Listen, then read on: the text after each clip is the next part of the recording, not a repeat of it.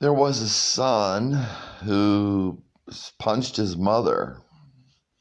And so somebody say, well, that's bad. But the son was about 5. He was running around. He was walking around. His mother would put him in timeout and he'd come out of timeout. So it was a super nanny thing, whatever. The super nanny supposedly got him to stay in a timeout.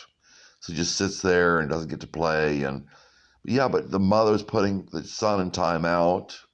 He was picking him up, putting him in his room, and timeout, and he just come right out of his room. I mean, that's what timeout is like. It's like the honor system.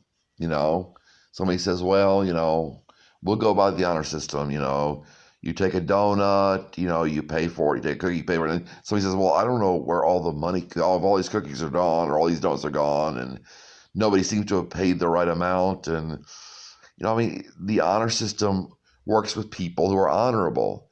He doesn't work with children, and so the mother would put the child in timeout by 5 years old, and he punched his mother's leg.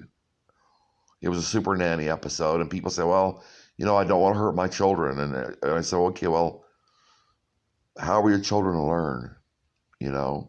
Well, they got the best schools. That's not what I mean. People think they teach their children by incentives. If you do this, we'll go to the ice cream shop or whatever. Okay? What do you do to punish? Where is your disincentive? Because where there's no incentive, or when the child realizes he can get what he wants no matter what he does, he'll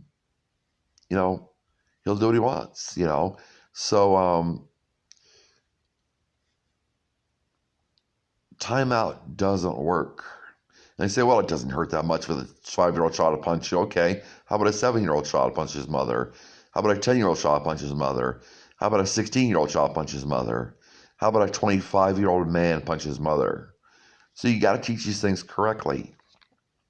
You got to respond with good discipline, in good faith that the child will turn out the way he should.